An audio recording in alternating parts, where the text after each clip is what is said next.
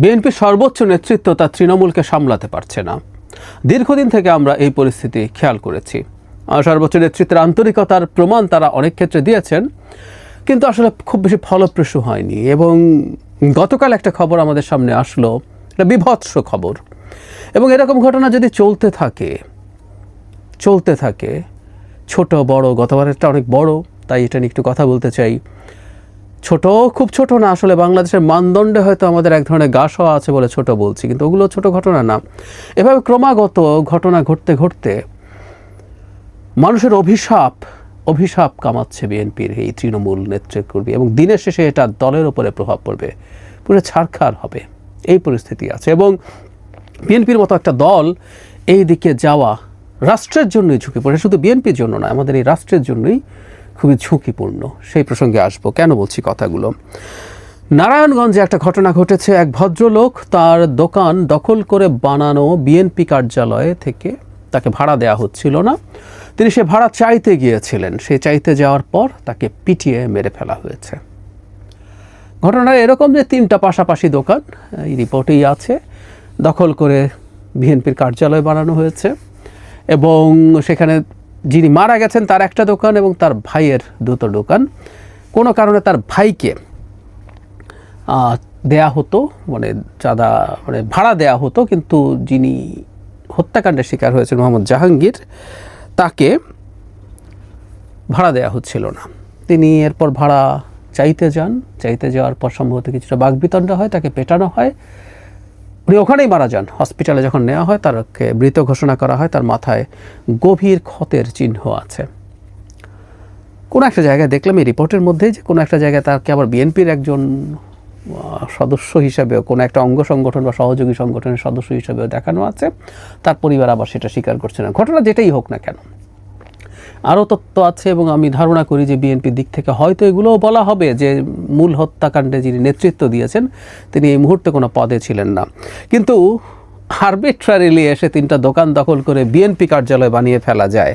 মজা, মগের মুল্লুক। শেখ হাসিনার সময় আমরা যেভাবে বলতাম, এটা মগের মুল্লুকের মতো মনে হবে আমাদের কাছে। এসে আমি টানিয়ে দিলাম, এবং এই রিপোর্টে আছে তারা এটা স্বীকারও করছেন যে তারা এখন এটা ছেড়ে দেওয়ার চিন্তা করছিলেন। তাদের বাবার তালুক তারা এসে দখল করেছে, আবার এখন মনে হচ্ছে দয়া করে ছেড়ে দেব, মানুষের দোকান দখল করে বানিয়ে ফেলাবে এবং ভাড়াও দেব না, এই রকম পরিস্থিতি আছে। আমি জানি আমাকে অনেকে আমার মন্তব্যে প্রচুর লেখেন যে বিএনপির চাঁদাবাজি নিয়ে আমি কথা বলি না কেন। আমি প্রচুর কথা বলি, আসলে আপনারা না জেনেই লেখেন এগুলো। প্রচুর প্রচুর প্রচুর ভিডিওতে, টকশোতে আমি এটা নিয়ে কথা বলেছি। কিন্তু আমি একটা জিনিস আবার এটাও মনে করি, খুব স্পষ্টভাবে মনে করি, বিএনপির যে লোয়ার টায়ারের লোকজন চাঁদাবাজি করছে, এটা এই মুহূর্তে বাংলাদেশের মেজর ক্রাইসিস না। সুতরাং এটা নিয়ে সকাল বিকাল যারা কথা বলেন তাদের সাথে সেই দলে আমি নই। বাংলাদেশে এই মুহূর্তের মেজর ক্রাইসিস হচ্ছে একটা ইলেকশন হওয়ার পরিস্থিতি তৈরি করা, এবং তার চাইতেও জরুরি কথা, সম্ভবত আমি যেটা আলাদাভাবে কথা বলবো, জরুরি কথাটা হচ্ছে বাংলাদেশে একটা ডানপন্থার উত্থান ঘটার সম্ভাবনা দেখা যাচ্ছে। র্যাডিক্যাল রাইট তো আছেই, যারা নির্বাচনই মানে না, নির্বাচনী ব্যবস্থায় একটা ডানপন্থার উত্থান আমরা দেখছি, অন্তত তারা জোট বাঁধছে। এটাকে গণতান্ত্রিকভাবেই ফাইট করা দরকার বলে আমি মনে করি, কারণ আমি কোনো রাজনৈতিক দলের সদস্য নই, কিন্তু আমি রাজনৈতিক মতাদর্শ আছে আমার, আমি একজন মধ্যপন্থী মানুষ, বহুবার বলেছি। সুতরাং any form of identity politics আমি ডিসকার্ড করি, আমি লেফটও ডিসকার্ড করি, রাইটও ডিসকার্ড করি, এবং আইডেন্টিটি পলিটিক্স আমি ভীষণভাবে সমালোচনা করি ভারতের বিজেপি এবং মোদির। ঠিক একই কারণে বাংলাদেশেও কোনো আইডেন্টিটি পলিটিক্স আমি আসলে গ্রহণ করি না। সেই পয়েন্ট অফ ভিউ থেকে এটাকে পলিটিক্যালি ফাইট করে, এবং এটা আমাদের জন্য একটা গুরুত্বপূর্ণ জরুরতের হয়ে আমাদের সামনে হাজির হয়েছে। যাই হোক, যে কথাটা বলছিলাম, চাঁদাবাজি হচ্ছে, সেটা অনেক ক্ষেত্রে খুবই বেপরোয়া, কারণ বিএনপি এখন ক্ষমতায় যেহেতু নেই, তার সদিচ্ছা থাকলেও তাদের এই যুক্তি আমি গ্রহণ করি যে তারা চাইলেও তো এখন কোনো প্রশাসনিক বা আইনি ব্যবস্থা নিতে পারে না। কোনো একদিন বিএনপি যদি ক্ষমতায় আসে, ধারণা করি আমরা নির্বাচন হলেই সেটা হবে, তখন আমরা যদি বিএনপিকে দেখি যে তারা এসব ক্ষেত্রে বিচারিক ব্যবস্থা নিচ্ছেন না, প্রশাসনিক ব্যবস্থা নিচ্ছেন না, তখন কিন্তু আমরা খুব টাফভাবে তাদেরকে সেই প্রশ্ন করতে পারবো। এখন তো সব ক্ষমতা আছে, আপনি কেন এটা করছেন না? এখন এই ইন্টারিম সরকারের সময় তারা সর্বোচ্চ বহিষ্কার করতে পারেন, আই অ্যাগ্রি, এবং এই বহিষ্কার করেও এটা আসলে যথেষ্ট হয়ে ওঠে না, কারণ তাদের বিরুদ্ধে যদি প্রশাসনিক ব্যবস্থা না হয় তাহলে তো হবে না। এবং এই কনস্পিরেসি আছে, এই কনস্পিরেসি থিওরি আছে বা অল্টারনেটিভ থিওরি আছে যে বিএনপিকে এরকমভাবে এসব নানা অপরাধে জড়ানো অবস্থায় রেখে ব্যবস্থা না নিয়ে তাকে অজনপ্রিয় করে তোলা হবে যাতে অন্য দলগুলো নির্বাচনে সুবিধা পায়। খুবই লজিক্যাল শোনায় না, কারণ না হলে ইন্টারিম সরকার কেন এগুলোর বিরুদ্ধে ব্যবস্থা নেবে না? তাকে আমরা পুষিত এসবের বিরুদ্ধে ব্যবস্থা নেওয়ার জন্য। আমরা দেখতাম যে বিএনপির লোকজনকে যদি চাঁদাবাজির অভিযোগে ধরপাকড় করার পর বিএনপির পক্ষ থেকে কোনো নেগেটিভ অ্যাটিটিউড দেখানো হচ্ছে, উই আর দেয়ার, আমরা এটা নিয়ে কথা বলতাম। কিন্তু না, আমরা সরকারের দিক থেকে তেমন কিছু দেখছি না। যাই হোক, দিনের শেষে বিএনপির লোকজনকেই আসলে তাদের এইটার যদি সরকার নাও করে তাদের অজনপ্রিয় হয়ে যাওয়ার মাসুল তাদেরকে দিতে হবে। তার চাইতেও জরুরি কথা, মানুষের উপরে জুলুম যাতে না হয়, জুলুম এই পর্যায়ে যাতে চলে না যায়। জুলুম হয়তো, আমি খুবই প্র্যাকটিক্যাল প্র্যাগম্যাটিক মানুষ, আমরা রাতারাতি বাংলাদেশে সুশাসনের বন্যা বইবে, করাপশন বন্ধ হবে আমি মনে করি না। ইভেন একটা নির্বাচন হলেও এই ঘটনা ঘটবে না। এটা ধাপে ধাপে ধীরে ধীরে আমরা উন্নত হব, কিন্তু আমি বিশ্বাস করি যে এখনকার চাইতে পরিস্থিতি অনেকটা ভালো হবে। এই নির্বাচনের মধ্যে এটা হবে, পরেরটাতে এরকম হবে, তারপরের 5 বছরে হবে, এভাবেই আসলে ধাপে ধাপে এগোবো। কারণ আমাদের সমাজ যে পরিমাণ অপরাধ এবং দুর্বৃত্তকে প্রশ্রয়দানকারী সমাজে পরিণত হয়েছে, সেই সমাজ পরিবর্তন হতে হবে। শুধু রাষ্ট্রের উপরই স্তরে কিছু পরিবর্তন, কিছু পদক্ষেপ নিলে আসলে হয় না। আমাদের এই কথাটা মাথায় রাখতে হবে। কিন্তু ওই যে বললাম, এটা অসীম পর্যায়ে চলে যাবে, মানুষের জীবন নিয়ে নেওয়ার মতো পরিস্থিতি করে ফেলা বিভৎস। আমরা এর মধ্যেই জানি বিএনপি তার নিজেদের মধ্যে নানান ভাগ বাটোয়ারার কোন্দলে 50-এর বেশি, সংখ্যাটা 100-এর বেশি আসে, এটা ফ্যাক্ট চেকিং প্রতিষ্ঠান চেক করে দেখেছে এটা 50-এর বেশি, তাও সংখ্যাটা হিউজ হিউজ সংখ্যা। তাদের মধ্যে এসব করছেন এবং এগুলো ক্রমাগত মানুষের মধ্যে অভিশাপ কামাচ্ছেন তারা এগুলোর মাধ্যমে। শেখ হাসিনাকে যে কারণে মানুষ ঘৃণা করত, অপছন্দ করত এবং ঘৃণা করত, শেখ হাসিনা ঘৃণা আর্ন করেছিলেন।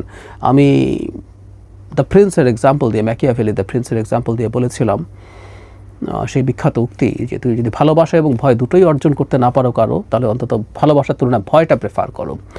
কিন্তু ভয় এর মূল সমস্যা হচ্ছে এটা ঘৃণা তৈরি করে ফেলতে পারে, এবং প্রিন্সের জন্য ঘৃণার চাইতে ক্ষতিকর কিছু আর হতে পারে না।